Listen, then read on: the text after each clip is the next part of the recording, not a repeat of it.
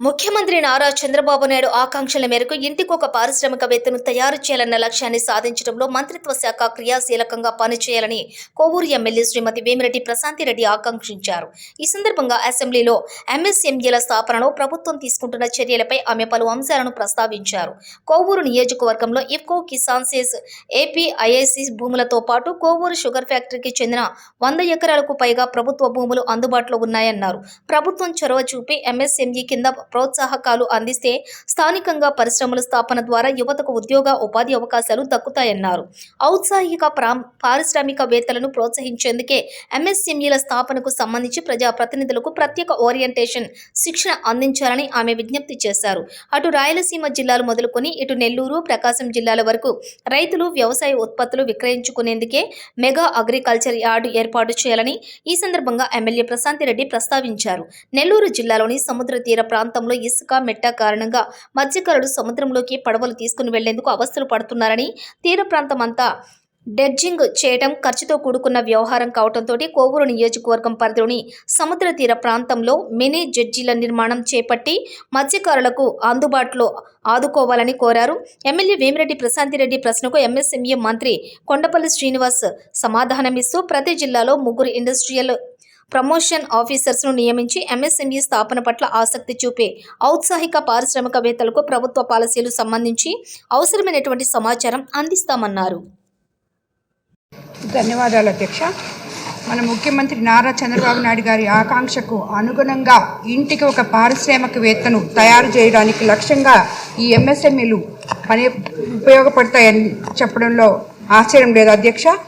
ఈ సౌకర్యాన్ని ఉపయోగించుకొని ఎంతోమంది యువత ముందుకొచ్చి లోన్స్ కోసం వాళ్ళు ఎలా అప్లై చేయాలి అని చెప్పి వాళ్ళ ఆఫీసుల దగ్గరికి వెళ్తే, ఎంఎస్ఎంఈల ఆఫీసుల దగ్గరికి వెళ్తే వాళ్ళకి సరైన ఆన్సర్లు రాక ఎమ్మెల్యేల దగ్గరికి వస్తున్నారు. దీన్ని బట్టి ఎమ్మెల్యేలకు కూడా ఇది ఎక్కడ స్టార్ట్ అవుద్ది, ఎక్కడ ఎండ్ అవుద్ది అనే విషయం ఇంకా అవగాహన లేదు. కాబట్టి తప్పకుండా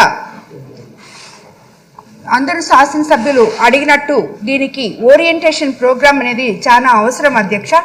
ఎందుకంటే అసలు ఎక్కడి నుంచి స్టార్ట్ చేయాలి అనేది ఎంతోమందికి తెలియటం లేదు. ఎంతోమంది నిరుద్యోగ యువకులు ఎంఎస్ఎంఈలో లోన్స్ తీసుకొని పారిశ్రామికవేత్తలుగా అవ్వాలనుకునే వాళ్ళకి కూడా, ఎంతో చదువుకున్న వాళ్ళకి కూడా వాళ్ళకి అవగాహన లేకుండా పోతుంది. కాబట్టి దీని మీద అవగాహన కల్పించాలని చెప్పి కూడా కోరుకుంటున్నాం అధ్యక్ష. అదేవిధంగా మాకు కోవూరు నియోజకవర్గంలో ఎంతో ల్యాండ్ ఉంది. ఏపీఐసి దగ్గర నుంచి, ఇస్కాన్సెస్ దగ్గర నుంచి, అలాగే మాకు షుగర్ ఫ్యాక్టరీ 127 ఎకరాలు, అదేవిధంగా ఇస్కాన్సెస్ 2700 ఎకరాలు అన్నీ ఖాళీగా ఉన్నాయి అధ్యక్ష. దీనికి అన్నిటికీ కూడా వాళ్ళకి ఎంఎస్ఎంఈ వాళ్ళ తరఫున ప్రోత్సాహం ఇస్తే ఎన్నో పరిశ్రమలు రావడానికి అవకాశం ఉంటుంది అధ్యక్ష.